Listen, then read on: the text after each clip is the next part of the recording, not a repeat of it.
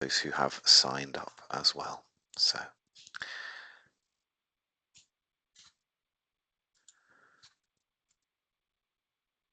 And we have Mr. Baker. Good evening, Mr. Baker.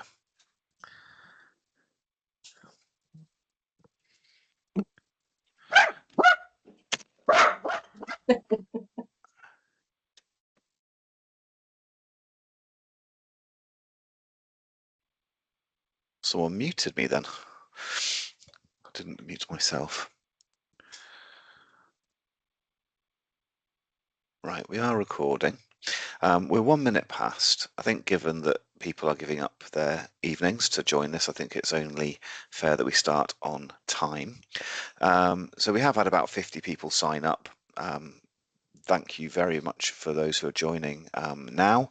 I will share the recording. My name is Ian Hook and I am the careers lead for the Hospital Trust in Morecambe Bay, so University Hospitals of Morecambe Bay NHS Foundation Trust. And this is a Spill the Tea on T-Levels at Tea Time live webinar where we're focusing on the health T-level and hopefully busting some myths, providing some information. We've got lots of industry experts on the call, including Sam. Would you like to introduce yourself, Sam? Good afternoon, I'm Sam McKenna. I'm the Director of School for Health and Social Care at Preston College, and we've been running T-levels for about 4 or 5 years now. Wonderful, thank you, Sam. And another college colleague, a bit further north than Sam, up in the Morecambe Bay area, Caroline Openshaw. Hi, good evening, everybody. I'm Caroline. I look after the health T-level at Lancaster and Morecambe College. Thank you. And very, very importantly from our social care sector, because the health T-level certainly isn't all about placements in hospitals and GP practices and wherever that might be. Many students have placements in the social care sector. And Caroline Kosh, would you like to introduce yourself? Hi everybody, my name's Caroline Kosh and I am the owner and manager of a home care company called Clifton Home Care in St Anne's, and I'm worried, Ian, that my husband's headphones have just connected to this, so I don't know if they did, but I lost audio for a second, so hopefully all is resumed now. We can hear you fine, and hopefully you can hear us. And I'm going to introduce Peter Baker, who is from the Association of Colleges, as he has great oversight around all things T-level. Peter. Thank you, Ian. Welcome, everybody. My name is Peter Baker. I'm the T-level Programme Manager at the Association of Colleges, and I've been working with the Department for Education to roll out T-levels for the last 8 years. Wonderful, thank you, Peter. And I'm also going to introduce Claire Reynolds, if she's finished her tea. I know she did say she was having some food. I don't know if Claire's able to say hello from Gatsby, a very important partner with T-levels. I'm not going to push Claire because I think maybe she is still having her tea and listening. Maybe later Claire might contribute. So we're nearly 7:05. As I say, we did have about 50 people sign up. Thank you to those who have joined. I don't think we've actually got our student representative, which is a real shame. I hope she does turn up for the testimonies a bit later. I'm looking at the screen, I can't see, but maybe they're logged in under a different user. Do we have our T-level student from Kendal College here? No, not at the moment. Right, so we are going to go through a number of different slides. Please feel free to put any questions in the chat or put your hand up if you want to interrupt us. This is an open forum. It's discussion based if you want it to be. We are just going to present some information. I'm going to go through what T-levels are. Excuse me. The differences between T-levels and other routes, what you'll learn on a health T-level and how you'll be assessed, what industry-based placements are, the benefits of doing a T-level, entry requirements, what if you don't get those grades, where could a T-level lead, some testimonies from students, and then open to questions at the end. I would say before we sort of move on to this that, myself, Caroline, Peter, Claire, Sam, we're all advocates of T-levels. We are very much supporters of them, but we're not saying this is, the be-all and end-all. What I tend to say to young people is, if you really don't know what you want to do after GCSEs and as a career, then T-levels probably aren't for you, because you want to give yourself that breadth of, that pathway of maybe doing some A-levels or V-levels and thinking about what that pathway might be. But T-levels are immensely successful for you as learners if you know what your pathway is going to be. If you know you want to work in healthcare or social care, then choosing a T-level is a fantastic option. Anyway, so students on the call will probably be very much aware of this. Not all parents are always aware of this, that when you finish your GCSEs, you still need to carry on education. You've still got 2 years of education to go. Relatively recently, the government changed that. You can no longer just leave school at 16 and get a job. You need to stay in education. And those 3 options essentially at the moment are, you could currently do an A-level, and in a couple of years' time you could do V-levels, those vocational qualifications. And if you did an A-level, if you did A-levels or V-levels, you'd be choosing probably 3 subjects to study over 2 years at either a school or a college. You might be lucky enough to get an apprenticeship at 16. In healthcare, that's very rare. In social care, it's more common. Social care providers tend to be a bit better at recruiting recruiting 16-year-olds into apprenticeship options. But the other thing you might do is a vocational qualification. And parents on the call, parents listening, you may be aware of BTECs or NVQs. They are slowly being kind of phased out and have been taken over really by this new qualification called the T-level, which stands for technical. And the technical qualification, the T-level, has been around for around 5 or 6 years and is going to be sort of the technical education qualification of choice in this country. Unlike A-levels and V-levels, you only do one T-level. You don't do T-levels alongside A-levels and V-levels. You choose one T-level, and that's because that T-level, that one T-level that you choose, carries the same weight and the same sort of UCAS points and weight in terms of career academic progression as those 3 A or V levels combined. So after those 2 years of study, you might then go on to whichever choice you take. You might go on to higher education, you might go on to skilled employment once you're 18, or you might choose to try and do something like a higher level apprenticeship. So that's kind of the education pathway and the training options post GCSE. And so what does a T-level involve? And I'm going to actually hand over to Sam for this, and it might be that Caroline wants to pitch in as well, Caroline Openshaw, because this is about the delivery at college, which I am not an expert on at all. Thank you, Sam. Okay.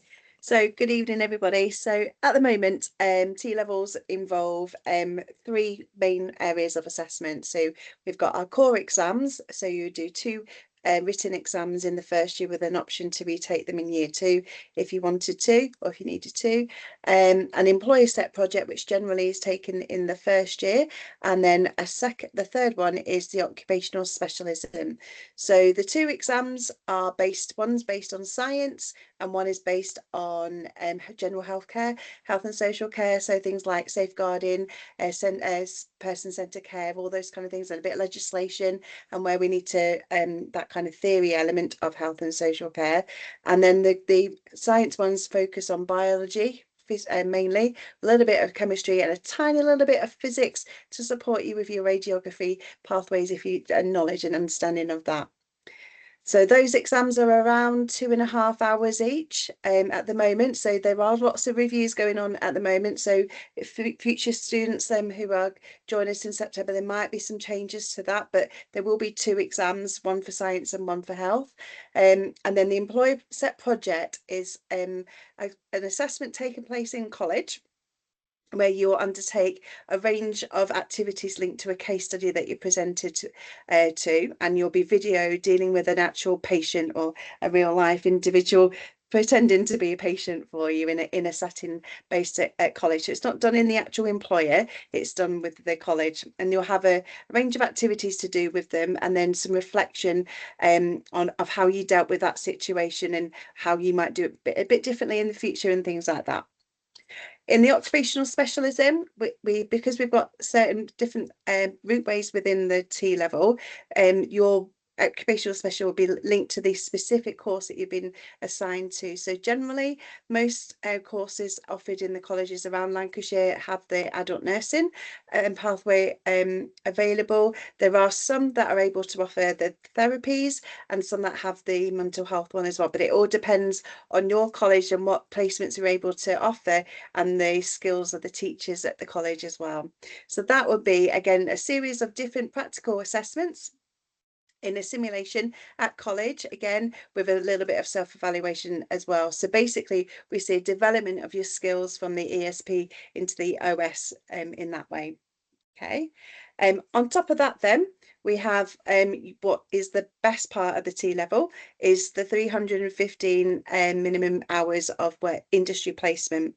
So depending on the college that you go to, so my college does it differently to Caroline's college up at Lancaster, so everyone does it slightly differently, but there's no right or wrong answer to that. Over the course of your 2 years, you have to have a minimum of 315 hours, okay? And that can be in up to 2 employees currently. There may be 3 or so more in the future, okay?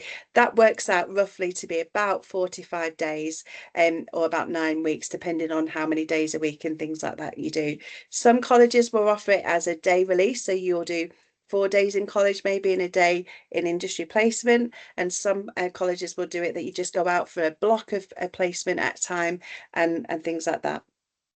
Because the hours of a T level are slightly more than an A level or a BTEC level program, you're generally in college for about 4 days, so we have to expect to be in college maybe a little bit more than some of your friends who are doing an A level program, but that's because it's a more sizable qualification.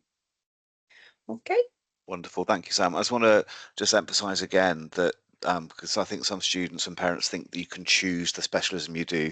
The colleges choose the specialism, and whichever specialism they offer, that's what your students can do. But I'll just make this point that for progression onto universities, the universities do not consider the specialism.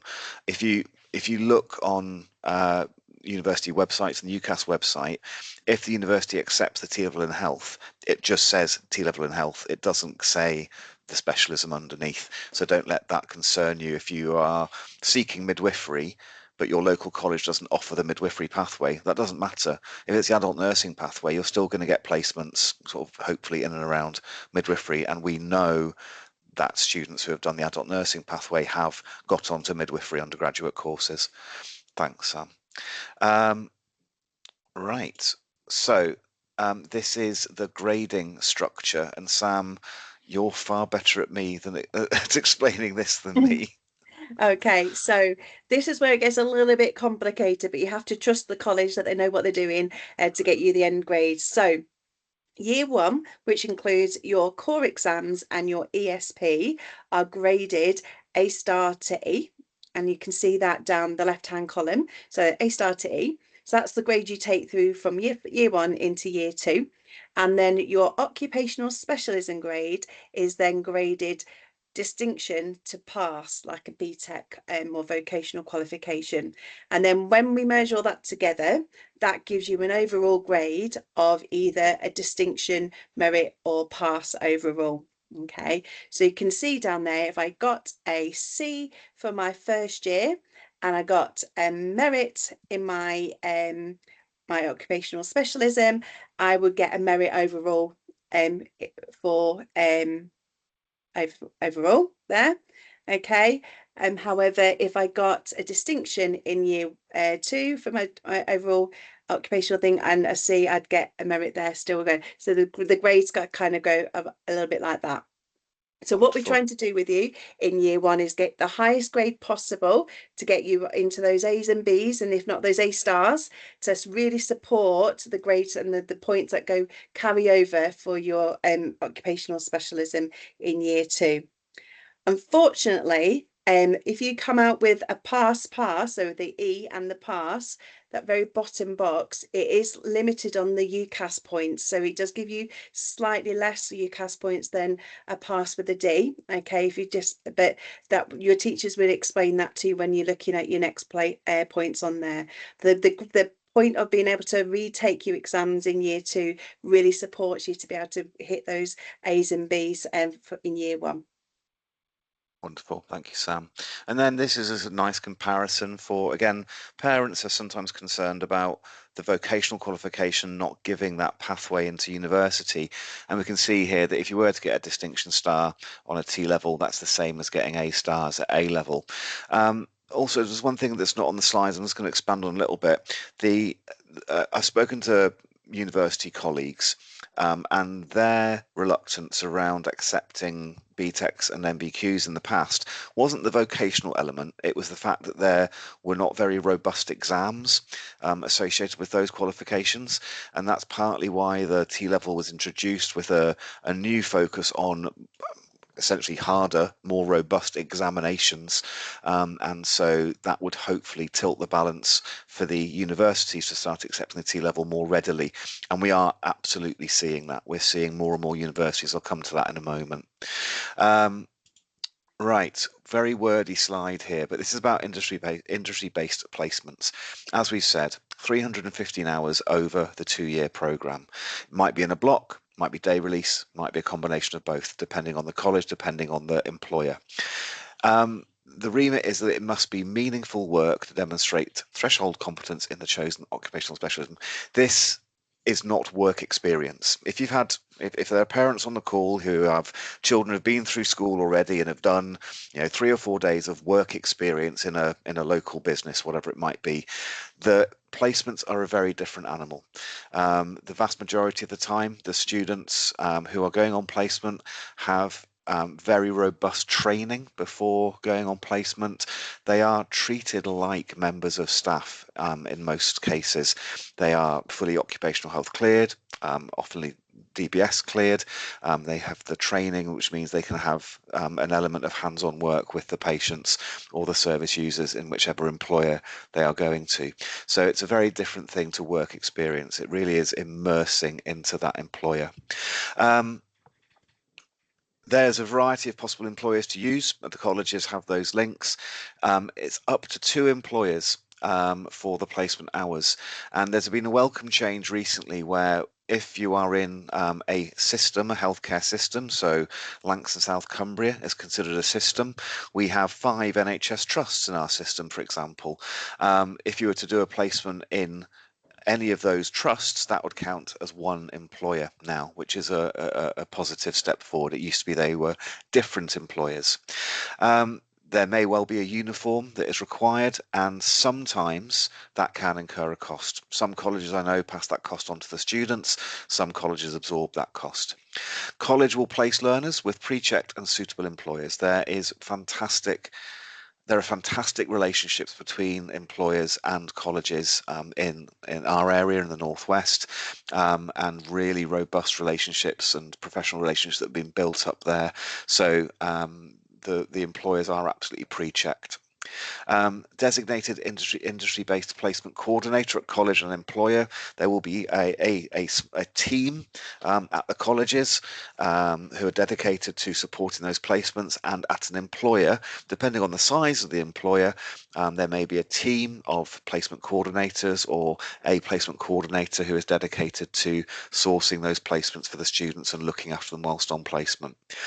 Most health placements will require DBS clearance before placement can take place. I haven't heard of any employee yet who hasn't wanted DBS clearance, and that cost is normally incurred by the colleges, as far as I'm aware. And all learners will be visited in their workplace settings and will have a designated contact at college and at the employer, and that sort of goes back to that sort of the suitable employers. So yeah, so that's kind of what the placement involves. The benefits of undertaking a health T-level: you get to be in a real working environment for industry experience, and you might, and I think for me there is an element there of, if you were to do A-levels, fantastic, wonderful, they're a great qualification. And then you may choose to do an undergraduate healthcare related course, maybe adult nursing, children's nursing, midwifery.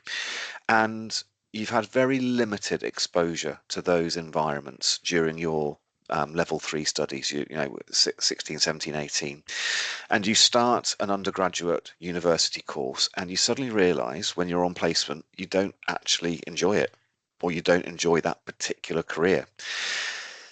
And it's quite late in the day then, because you've probably already paid £9,000 in university fees, and that's happened. If you do a health T-level during the course of your 2 years of study, 16, 17, 18, you on placement will get to experience at least 2 or 3 different departments, different environments. I would say half of the students we've supported, and we're getting to sort of the 300-400 mark now in terms of who we've supported over the last 5 years.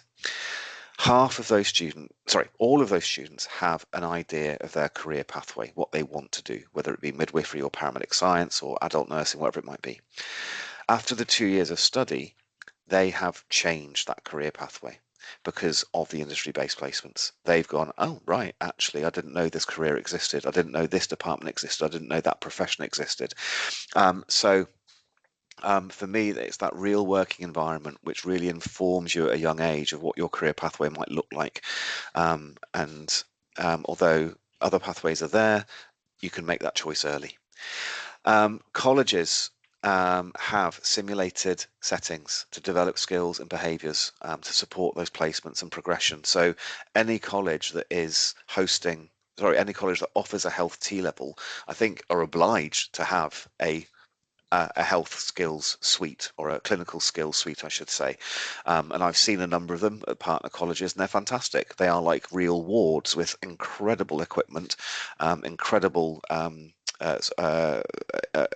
equipment, and I've seen those clinical skills being practiced in those clinical skills suites, which is just a brilliant opportunity.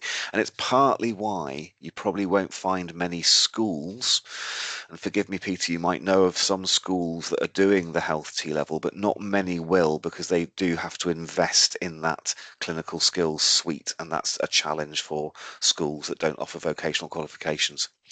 You get the opportunity to meet and work with a massive range of employers during the course of the programme, and I don't mean just different employers, I mean colleagues within those settings. It will support you to make that informed decision about your next steps. As I say, lots of students change their career pathway as a result of the placements.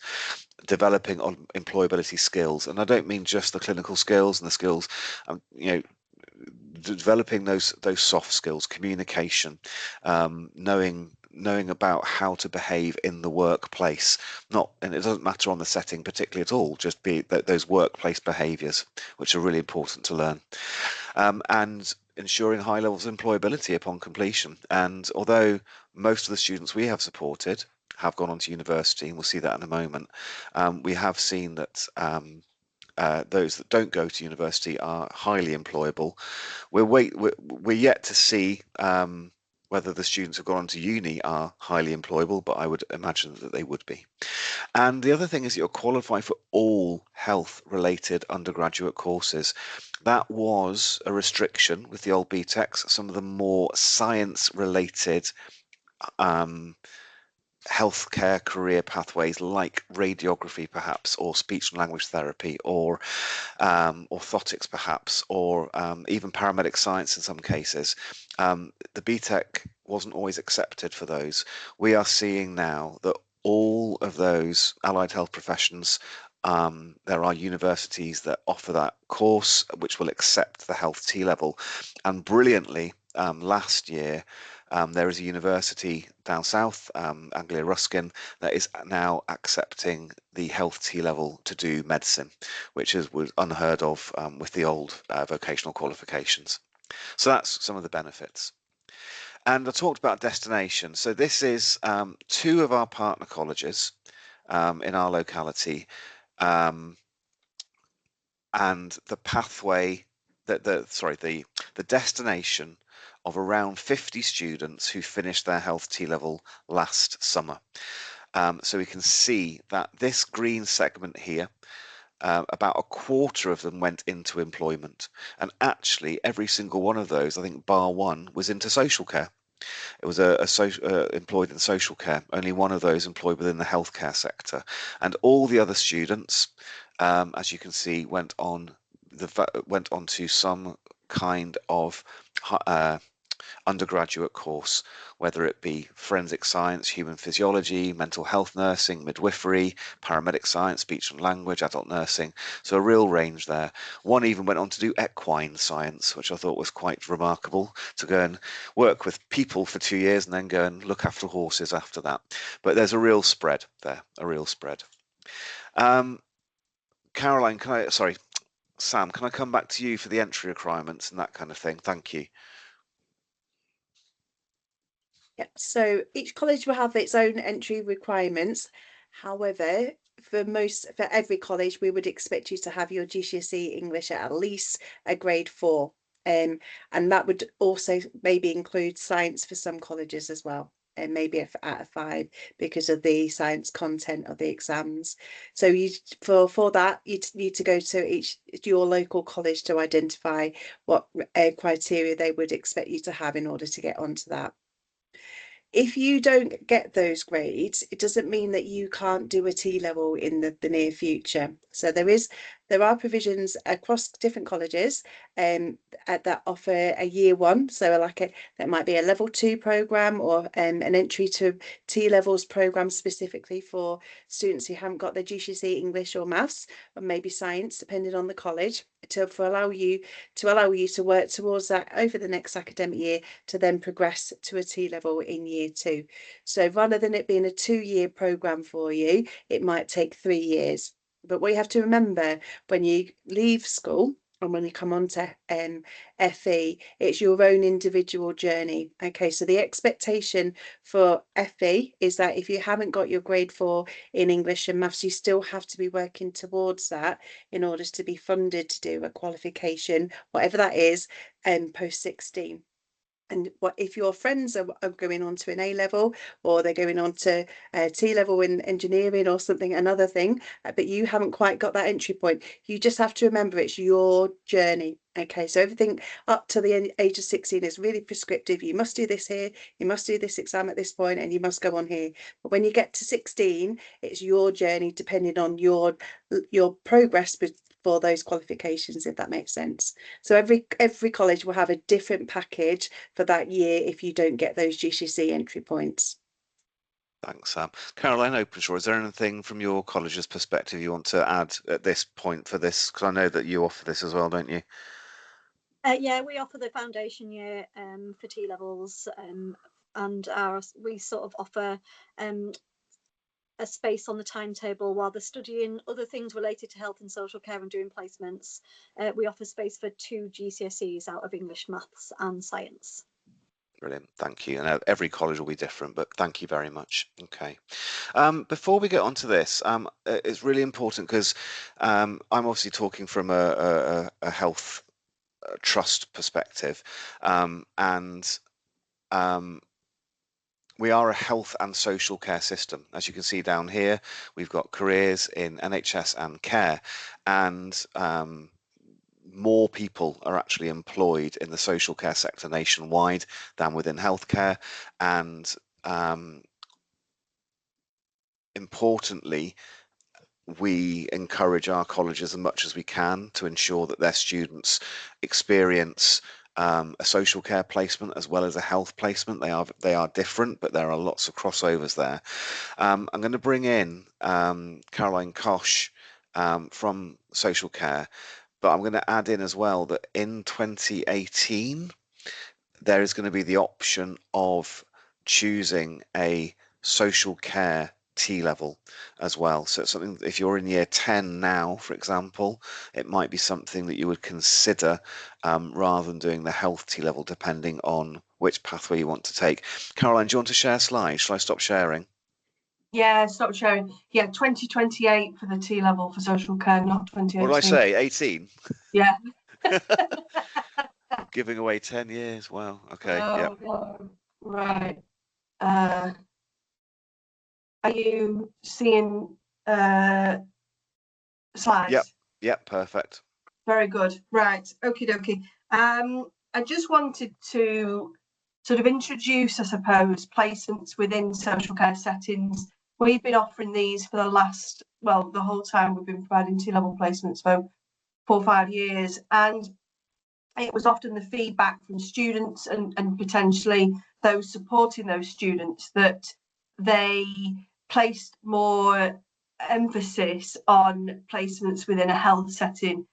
And it's become really evident to those students, but tutors as well, just how powerful placements in social care can be. So I just wanted to talk you through a little bit of information, certainly from my perspective, supporting students. So we will complete or support students through the placement very similarly to our health colleagues. They will have midpoint, endpoint reviews. They will have a mentor. They will be assigned a staff member on a shift where they will go and shadow. And it's about trying to provide them with a really meaningful placement. And they can see a whole different range of activities, because they may get placed in a daycare setting or home care like we are, residential or nursing. My background is I'm a paramedic, and I can really see the benefit of social care placements for health students, regardless of what career they're looking at. Often students will tell me, well, I want to go onto my paramedic science degree. And when they're completing social care placements and going into people's homes, actually they're completing a lot of basic work that a paramedic would do. So it really does hone them with some great skills that they can take forward. And I do a little bit of ad hoc teaching at the University of Lancashire and do skills lab sessions with young paramedic students. And I think the T-level health qualification and the placement really does set them up well with regards to that. This image on the screen, I just wanted to highlight. So this is some of my team, but the young lad, sort of second in from the left, he spent a placement with us in social care and chose to come back in the second year rather than complete his health placement.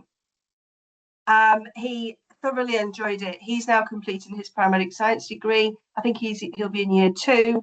And he won the Rising Star Award for the Lancashire and South Cumbria Apprenticeship and Health and Care Awards a few years ago. So he's a real success story for us. And I just wanted to share that.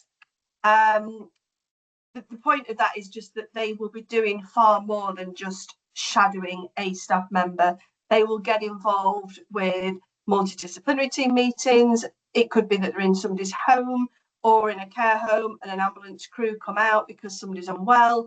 They can get involved with the sort of, they can see the assessment of that patient and the clinical decisions that are made, whether the patient is taken into hospital or not. Falls management, weight monitoring, care planning, all the sort of background work that goes on to actually deliver the day-to-day care. So there's an awful lot of things that they can see.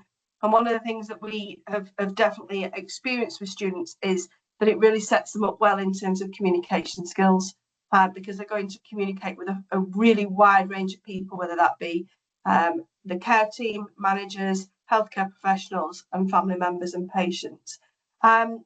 This is just a quick 60-second clip, and it talks about it's the wife of a client who wanted to support T-level students, and I think it's really helpful to get the voice of a patient or a service user in something like this. So it's just a 60-second clip. Hopefully it will work.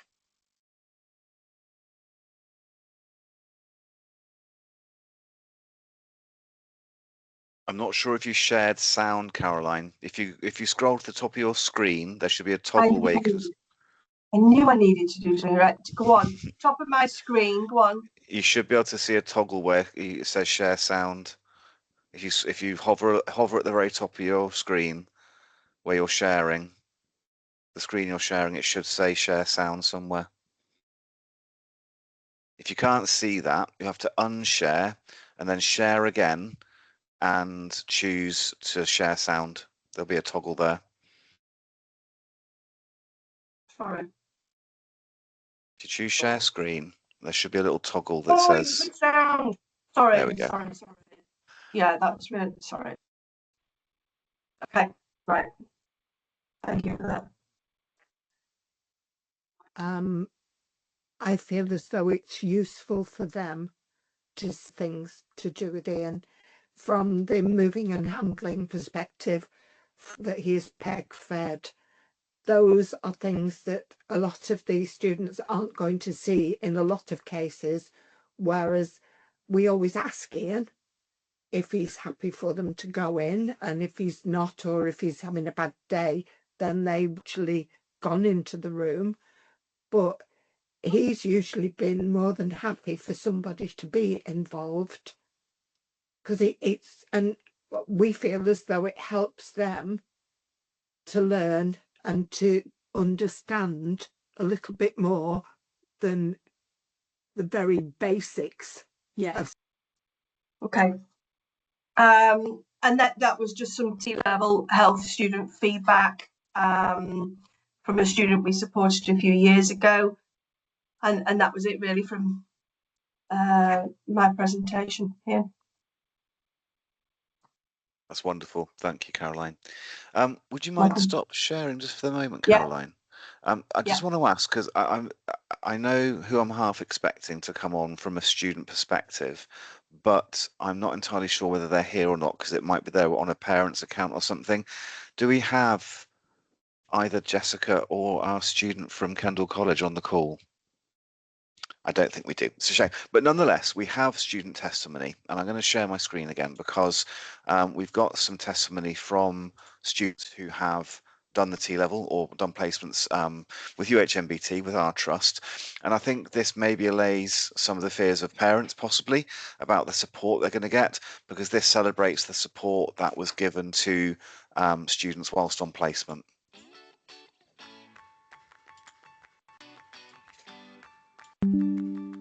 All been amazing. They have been so supportive. They've told me everything that I need to know and gone above and beyond with absolutely everything. They've been amazing. Oh, amazing. They've been great. They've been really lovely. Like, within the first 2 minutes, I felt comfortable. It's been great. I've really enjoyed it. They've answered like all the questions I've asked them, and they've been really supportive. The staff have been very good with me. They've been really welcoming, and they've been quite helpful in explaining what's going on and what to expect, but also helping me understand how to negotiate the building and where to go for food, and quite just really nice with me. Yeah. They've all been absolutely lovely. They've helped me out wherever they can. They're very patient, obviously, because of the odd thing I don't know how to do, but yeah, everyone's been very nice and supportive. My mentors have been great. This is my second time on the ward and I couldn't be happier. They've been really good. They're all really nice. Yeah, really nice and supportive. Yeah, of everything. Been dead welcoming. They've helped me with everything and not marking that one. Yeah, really good. Any questions and worries or things you're curious about, they'll all answer for me. Really good. They were all really welcoming when we first arrived, so I think that made it a bit easier to start the placement in a new place. So. Yeah, they're all quite supportive and they're all want us to get involved with everything, so they all ask us to do activities and stuff. Oh, they're really supportive, they're funny and they want you to participate as much as you can. So just really nice feedback from the students, but also if you're glancing at the placement locations, the vast range of placements may surprise you that they have students in theatres, in ED, in midwifery, in pathology. And that very first student, I believe, Caroline, you knew Binny well, obviously, and I think she wanted to go into the armed forces. And as a result of doing that placement in pathology, she's now undertaking a microbiology undergraduate course. So, I mean, again, it just illustrates that the power of a placement influencing your career decisions. Is that right, Carol? I got that right, didn't I? What Binny chose to do, yeah. Yes. And there's He wanted to do psychology at first. Psychology, and then, sorry, right. Yeah, the power of the placement changed her mind. She absolutely loved it in pathology. And yeah, she's doing biomedical science now. Yeah, it's brilliant. And I'm going to share one more little video because this again illustrates the involvement that they get, and also the way placements can inform that career change. I'm Katie, I'm doing a T level in health. I'm Nina and I'm also doing a T level in health. So we often placement in A&E. Pretty lit. It's pretty great, I love it. This is our first placement in last over 3 weeks. I'm allowed 2 more placements after this over our 2-year course.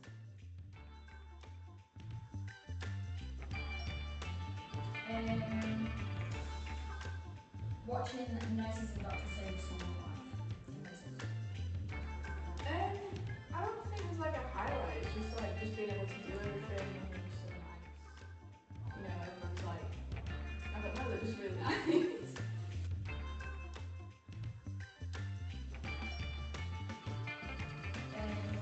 You couldn't really ask for any more.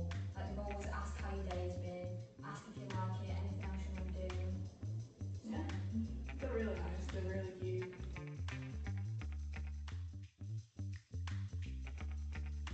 Yeah, 100%. Like, I mean, I went to be a psychologist and now I'm wanting to do it's basically like a course where you can do half training for paramedics and half training to be a clinical support worker.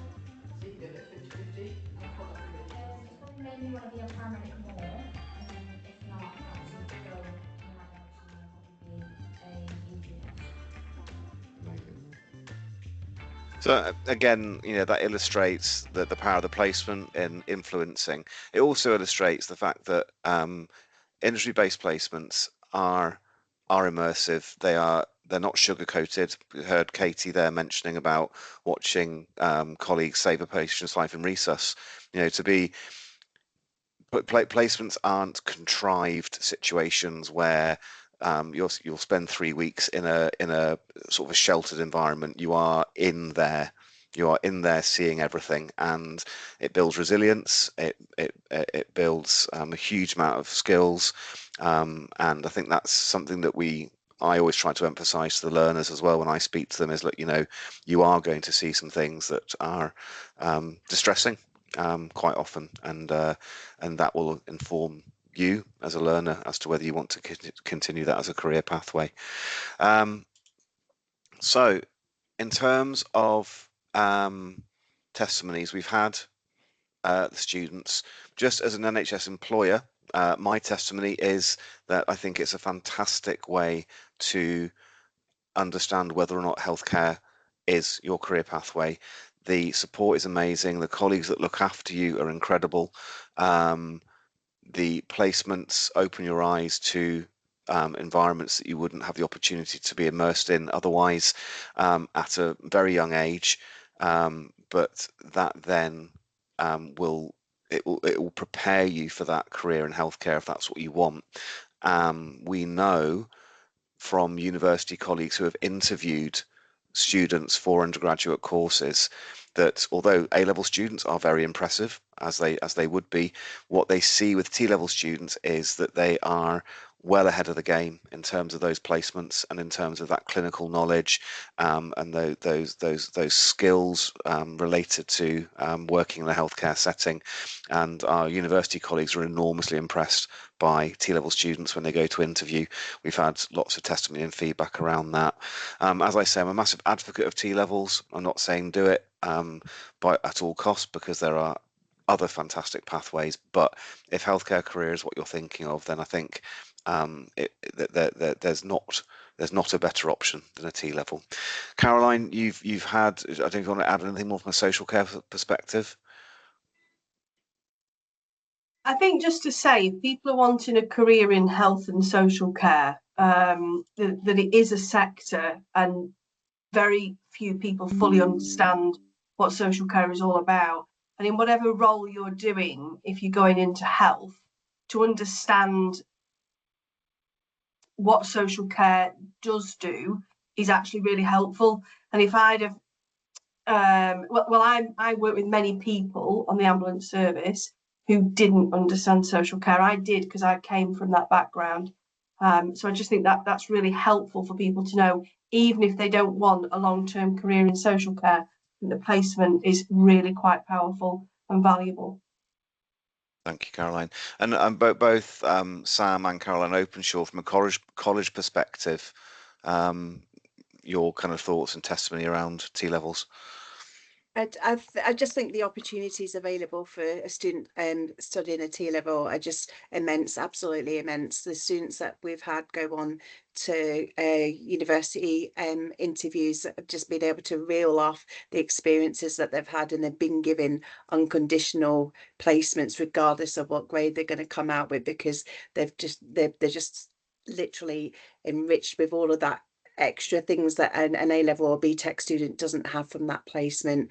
The fact that they can say about the hands-on experiences they've had, but even the knowledge and the skill development within the college is far more than you get on any other course, any other qualification. It's absolutely brilliant, and it's really great to see students come in, particularly those that really change their mind as well. So someone wants it, they coming in want to be a child's nurse, but by the end of it, they're going to be a speech and language specialist, or they're going to go and work in radiology because they thought they were just going to be a nurse. All of those changes, and seeing their eyes literally light up when they come back from their first step out into placement, and the bounce that they've got in their step when they come back to the college after that placement is absolutely, it's amazing. It makes it really worthwhile. I've been an advocate of T-levels for a long time. I have other areas in the college that I'm responsible for as well, and it's absolutely brilliant qualification if you know exactly what field of work you want to work in, and it gives you so many opportunities to develop the career pathway into that. So I generally, if your son or daughter is looking to work with any form of healthcare, and then this is definitely the course for them. Thanks, Sam. Anything you want to add, Caroline Openshaw? Just the level of confidence and resilience that the students come out with and develop over 2 years. The knowledge is like the first year of a degree, and just the skills that they're developing. It's not just what they know anymore, it's what they can do and having the confidence to do it. And they've practiced it lots in placement, and it really makes a difference in their exams. Brilliant. Thank you, Caroline. I'm going to ask if Peter and or Claire, from their professional perspectives, if they want to share any views on T-levels. If either of you would like to come in and just expand on what we've shared tonight and your thoughts, or not, which is absolutely fine if you don't want to. I'll let you go first, Claire. Thanks, Pete. Well, thank you, Ian, for inviting me. It's amazing, this event that you put on in support of T-levels, and advocating for them and educating so many people around them, and to all your colleagues as well, Caroline, Sam, and Caroline. It's a really wonderful event to be part of. So my role in T-levels is I support employers like Ian and Caroline across the country around different research and support with upscaling and delivering T-level placements. So I work for a charity that supports technical education, and I have been fortunate enough to visit lots of colleges, meet students, and I'm a therapeutic radiographer, so I've worked in health for almost 30 years, and the skills that these students get in terms of those employability skills are just incredible. The confidence that they have, their ability to articulate and communicate, and the growth that you see over the 2 years of the qualification, it's truly incredible. And as somebody who's taught undergraduate students, I think they come out and come into university life much better prepared, and I feel that we will see less drop off throughout university time than we have done traditionally. I can't say it for definite, but it is a theory that working towards showcasing once we see the first lot of university students come out in this summer. Actually, the first health T-level students will graduate from their undergraduate degrees this summer. So yeah, I also a big advocate, but it's definitely a great course for these people who want to do a healthcare related career. Thanks, Claire. And Peter, your perspective as Association of Colleges? Ian, I wouldn't have anything else to add to what's already been said. I'll be saying pretty much the same as everybody else right now. Other than T-levels, I've been working on it for 8 years. It's the qualification of choice for me. If your child knows what they want to do, amazing opportunities for them. Yeah, wonderful. Thank you, Peter. So open to questions now from anybody who would like to ask anything. I know hands up or in the chat or just shout out.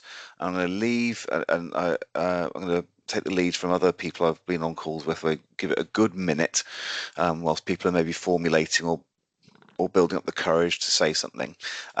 Whilst you are possibly contemplating asking something, depending on which area you're from, most people on this call or who are watching this call are from the northwest area, Lancs and South Cumbria, Blackpool, Preston, Morecambe, that kind of area. These are the colleges that support T-levels across the area. Rather than put every single name of every single contact on this slide, we all agreed that actually if you'd like to find out more and need to be signposted in the right direction, please just contact me. That's my email address there. I'll more than happily answer questions or field those questions to where they need to go. So that's where that's how you can maybe find out some more information or get some more or be put in touch with the right person. I think I've given you about a minute to think about whether you want to ask anything. I can't see anything that's in the chat unless I've not missed anything. So in that case, I think we'll leave it there. So thank you so much for joining. I'm going to stop recording now. How do I do that? Stop recording. So I'll stop this recording now.